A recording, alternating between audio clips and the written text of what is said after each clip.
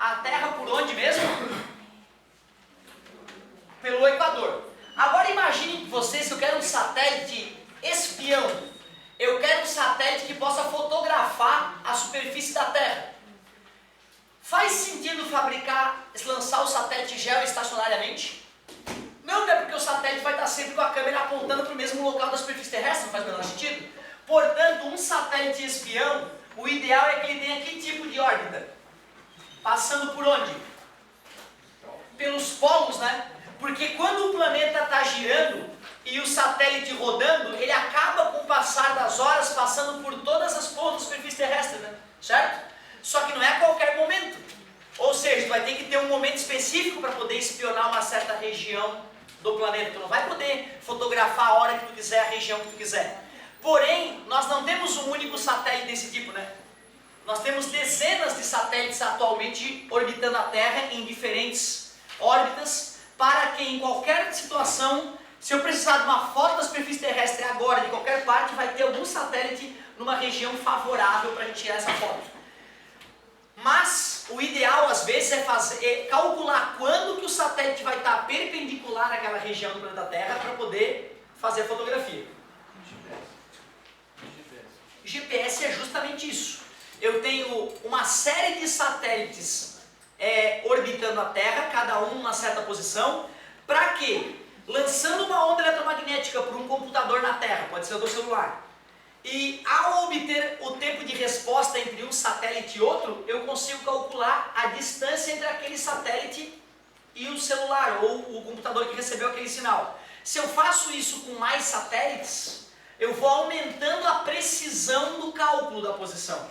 Então tu vê, quando eu vou usar um satélite para geoposicionamento, né, GPS, eu, na verdade, uso muito parecido com aquela ideia da triangulação da questão do Enem. Certo? Chegamos a resolver aquela questão? A questãozinha perguntava, quantas antenas eu preciso para poder achar um celular, né? Certo? Velocidade é distância sobre tempo. Se eu conheço o tempo de resposta, está dividindo, passa multiplicando. A gente descobre qual é a distância do celular até aquela antena. Se eu tenho uma distância conhecida, eu tenho infinitos pontos de uma circunferência, né? Concorda comigo? Se eu faço esse mesmo cálculo para uma nova antena, eu obtenho uma nova circunferência. E com duas circunferências se cruzando, eu tenho dois pontos possíveis, né? Então eu ainda não sei onde é que está o celular. Se eu faço o mesmo cálculo para uma terceira antena, se eu descubro a distância até uma terceira antena, aí sim, né, fazendo 3 circunferências, eu consigo inequivocamente descobrir qual é o ponto onde o celular está. Por isso que aquela questão eram 3 antenas.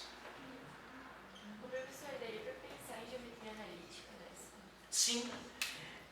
Outra coisa que é importante, né, eu diria que o aluno que matou essa questão, nunca fez a questão na vida e matou a questão, ele é um cara que tem ótimas noções de matemática, de geometria analítica, intersecção entre circunferências, né? Porém, cara, a gente tem que entender que há tempos atrás, essa questão apareceu em todos os vestibulares do país. Não se esqueçam, eu, por exemplo, vivi numa época onde ter um telefone fixo em casa custava tanto quanto um carro. A pessoa, para poder ter telefone na casa dela, ela tinha que pagar o preço de um carro. É um dos motivos que me faz muito a favor das privatizações bem feitas. Sem as privatizações, o Brasil estaria nas trevas da telefonia. Se hoje o Brasil é um dos países que as pessoas mais paupérrimas têm um celular, é graças ao capitalismo, à privatização e à boa gestão de recursos. Quando caiu essa história, né, da dominação do Estado a respeito das telecomunicações, quando as empresas particulares começaram a investir na telecomunicação brasileira, pipocou celular e antena para tudo que é lado. Claro que os vestibulares daquela época cobravam essa ideia. Então uma questão recorrente no vestibular era a triangulação. Como o nome já diz tudo, triangulação. Então o aluno que já fez uma questão dessa tempos atrás, ele nem pensa. Ele fala triangulação 3, próxima. Ele demora menos de 20 segundos para matar a questão. Ele lê, assinala e responde. Se tu não é dessa época e nunca fez essa questão, tu tinha que ser fera em geometria analítica para matar a questão, né? Eu vou ter uma circunferência. 2 circunferências, 2 pontos, tem que ter uma terceira. Então tu vê, né, cara, a questão fica top para quem nunca fez a questão e fica boba para quem já estudou essa parte, certo? Não é um assunto recorrente hoje esse, por isso acho difícil que alguma sala de aula em especial tenha tido uma dica específica, né? Claro que a gente também tem que entender que são professores de física que fazem essa prova, né? Esses professores de física têm amigos, né? Devem tomar cerveja no boteco com os amigos. E alguns desses amigos dão aula. Então é inevitável que não na nossa região, mas em alguns lugares específicos, o cara vai tomar uma cerveja com o cara que faz a prova, entendeu? Acaba vazando alguma coisa. Eu lembro que quando eu estava no meu terceirão, eu tive a nítida sensação que o meu professor de geografia tinha as costas quentes com alguém da federal. Porque ele deu umas dicas tão precisas dia antes da prova, que eu pensei, cara, só sabendo que vai cair para dar aquelas dicas. E cara, quando eu fui fazer o vestibular, as dicas do cara, pô, o cara falou nisso, cara. E o cara era professor de cursinho e da federal. Duvido que ele não conhece o elaborador da prova. Não que ele vai falar, ó, cara, o gabarito é tal, porque isso seria uma corrupção extrema. Mas tá tomando um choppzinho, né? Porra, ó, cara, como esse assunto tá em voga, né? Como esse assunto é comum, né? Toma um choppzinho. Então tu vê, né, cara, às vezes isso acaba influenciando nos grandes centros, né? Uma turma tem um desempenho específico numa ou noutra questão. Mas duvido que alguém tenha se saído muito melhor em média em função de uma aula específica dessa parte. Certo, galerinha? E o GPS? O que muda o GPS? Será que eu preciso só de 3 satélites para localizar um corpo na superfície terrestre? Outra. Esse é o detalhe. Num satélite, gente, tem satélite que vai estar do outro lado da superfície terrestre, né? Como é que ele vai detectar o meu celular se o satélite está do outro lado do mundo? Por isso eu preciso de vários satélites geoestacionários, cada um na sua posição, para um poder se comunicar com o outro e poder trocar informação. E além disso, quando o satélite está orbitando a Terra, não foi o caso do nosso último exemplo, que não deu uma velocidade alta, mas o satélite estando numa velocidade muito alta, existe aquele fenômeno relativístico, né? E esse fenômeno relativístico influencia assustadoramente na precisão que o GPS vai dar. Se nós não usamos efeitos relativísticos e usamos o sistema de GPS, eu só consigo localizar um corpo com uma precisão de 1 ou 2 quilômetros de raio. Quando eu uso os fenômenos relativísticos, eu baixo isso para 3 ou 4 metros. Mostrando mais uma vez que a teoria da relatividade é intimamente indispensável para isso.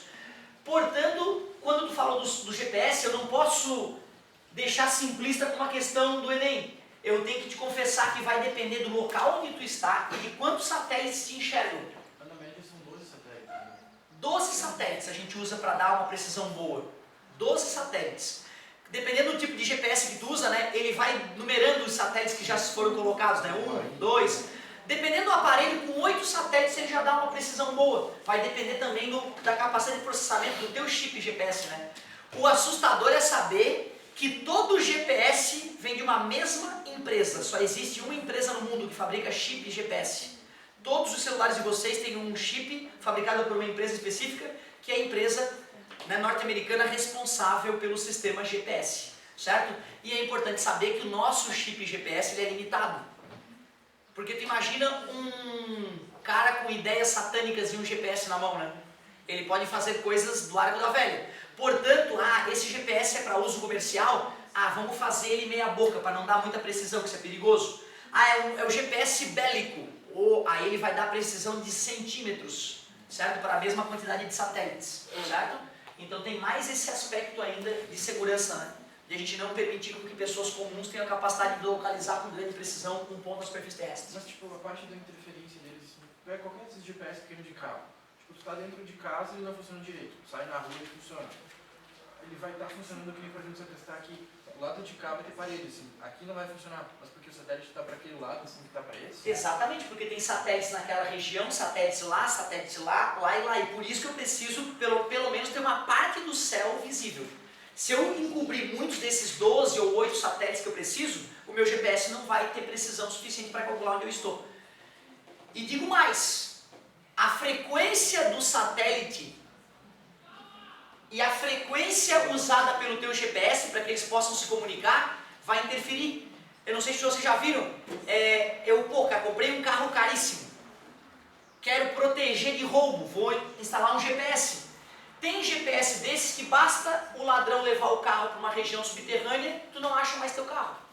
Mas eu posso colocar um emissor muito mais poderoso, que consiga inclusive atravessar uma certa quantidade de concreto ou de areia. Então tu vê, vai depender também do teu receptor para saber se ele vai conseguir localizar em tempestades elétricas, se ele vai ter localização embaixo de um ambiente escuro ou não.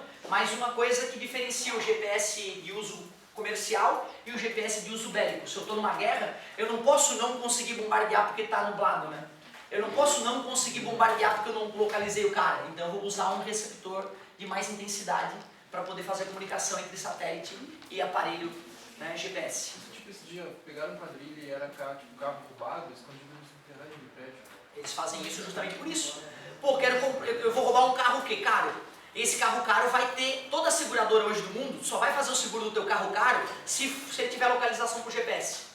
Ah não, eu não tenho localização por GPS, não tem problema, a gente instala para ti. Não, eu não quero que eu localize meu carro por GPS porque eu acho uma afronta. Eu quero um dia poder estar escondido e aí a minha mulher vai me achar através do meu apoio do carro. Não quero. Então a gente não faz seguro, procura outra empresa. Ou seja, a empresa está sinalizando que ela quer poder achar o teu carro caso ele seja roubado, certo? As empresas, infelizmente, tem pessoas tão filhas da mãe no país que elas formam uma empresa para roubar as pessoas. Ela é uma empresa de fachada, então ela tem lá uma autopeça. Só que na verdade é mentira. Ela não ganha dinheiro vendendo peças usadas. Ela tem uma quadrilha de bandidos especializados em roubar carro, rouba um carro ninja e vai por um lugar subterrâneo para que os satélites não detectem o GPS do carro e a pessoa possa desmanchar o carro e vender as peças no mercado negro, certo? Ocultamente, certo? Então isso é um problema grave. Claro que agora tem empresas inventando GPS mais poderosos que têm uma certa capacidade de atingir objetos que sejam subterrâneos, certo? E aí vale ver quanto tu vai gastar mais nesse sistema de posicionamento, né? Imagina o seguinte, roubaram o carro, não tem o que fazer, acionei o seguro. Isso, as seguradoras dividem esses fatos umas com as outras. Cara, o modelo tal de carro está sendo roubado que nem um louco. O preço daquele seguro aumenta automaticamente. Cara, comprei a minha Cherokee. Fez 100 mil quilômetros. Quero trocar de Cherokee. Vou vender. O sujeito olha meu painel e fala, porra, mas tu viajou pra caramba, hein? Eu não vou conseguir repassar esse teu carro, tá muito rodado. Não quero. O sujeito vai e liga para a seguradora, quanto é que tá a pólice pro meu seguro? Caramba, o meu seguro está pagando muito mais do que a revenda. Se o meu carro for roubado, ou se eu bater o meu carro e destruir ele na perda total, eu vou ganhar mais dinheiro da seguradora do que se eu vender o meu carro. Tu conhece aquele cara que é meio bandido, tu fala, toma um chope com ele, ô amigo, não queres roubar meu carro? Leva meu carro. Ah, pode ser. Quanto é que tu me paga? Eu te dou $1.000 para tu levar meu carro. Como assim, professor? Tu vai estar pagando um cara para roubar o teu carro? Exatamente. O cara rouba meu carro, eu pago R$1.000 para ele e a seguradora vai me dar os 120 mil que eu segurei meu carro e não os 90 que eu ia revender. Ganhei 29 mil reais, só porque eu sou um bandido. Em compensação, todos os proprietários daquele modelo de carro vão começar a pagar um seguro mais alto já no próximo mês. Assustador, né? Então tu vê, GPS é uma das maneiras de tentar diminuir esse roubo. Certo? Foda, né, cara? É um problema gravíssimo nas seguradoras do Brasil, esse tipo de coisa. É questão financeira, né? Não, porque ele tem que girar junto com a Terra. Não, mas não consegue estacionar em outro. Não, porque a Terra gira e o cara vai girar dessa maneira, não tem pra ele ficar parado na superfície terrestre. Ô professor, mas daí pra... É obrigatório, o geoestacionário tem que ser. Então todos os GPS são aqueles caras do polar, então. Todos os caras que não são geoestacionários, não precisa ser, pode ser assim, a Terra pode estar girando aqui, o satélite pode estar orbitando aqui, né? Pode ser qualquer Pode ser. Então o polar é o que vai dar mais rápida a leitura da superfície terrestre. Certo? Ótimo. Eu que agradeço as colocações de vocês. Ficou mais leve a aulinha, menos chatinha.